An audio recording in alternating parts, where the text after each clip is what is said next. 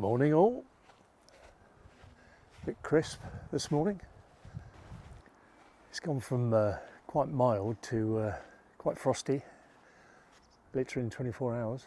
And apparently we've got a lot more cold weather coming from the east. Might even possibly get some snow, we shall see. So the last couple of days I've been running around desperately trying to get the last of the bulbs in. And then realising while I'm going around doing that, that there's still a ton of work left to do, which is a bit daunting because it's finding the time, isn't it? But anyway, let's crack on.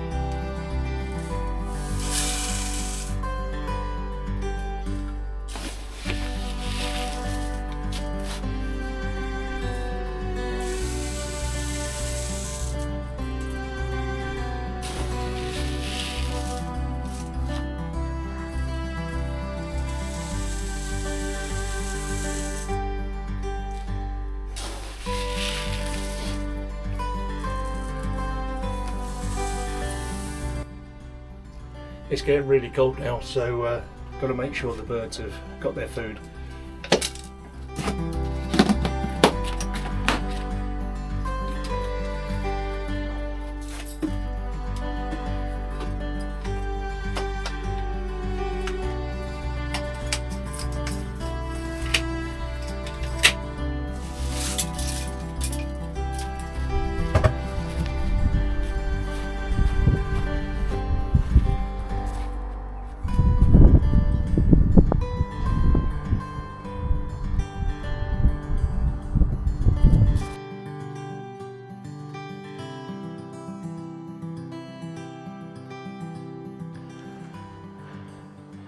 Well, I don't know about you, but I come in the garden, I do a good session, maybe a good weekend, and you think, quick glance around, yeah, all done.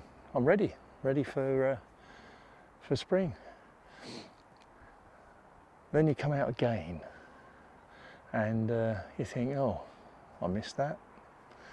Oh bugger, I've got to do that.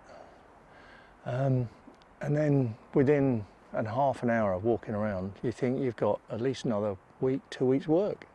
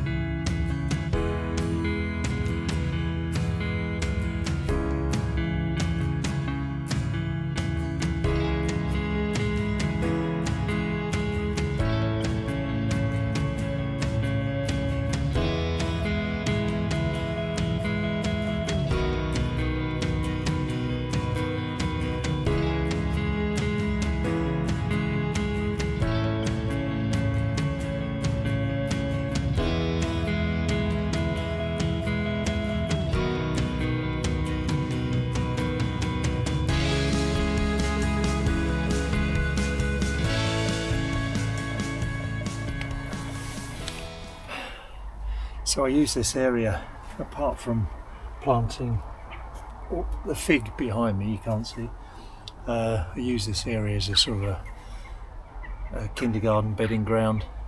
I had a lot of spare hollyhock seeds, as you do, so I just scattered them up here and see what would take, and probably, I don't know, 5, 10 have taken, so I'll dig those out, pot them up, ready for next season.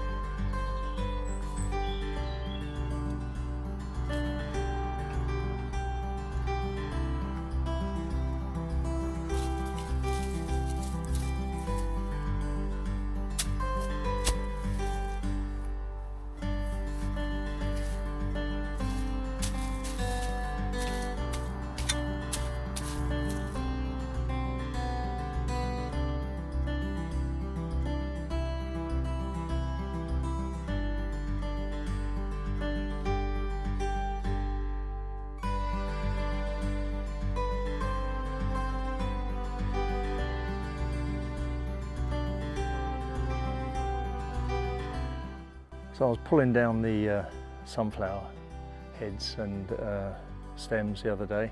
As you can see, they were quite big. See the size of those bases there. But obviously I missed a little head that had just fallen down here. But quite a nice ending, because obviously the mice have got hold of it and had a nice little Christmas meal.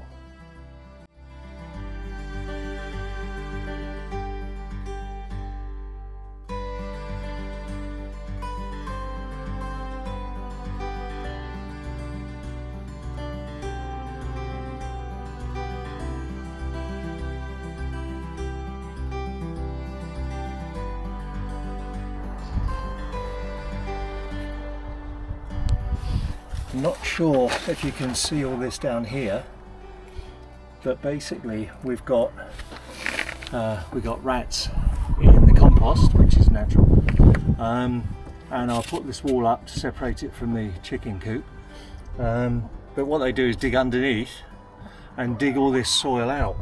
Now, some people could say that's a negative.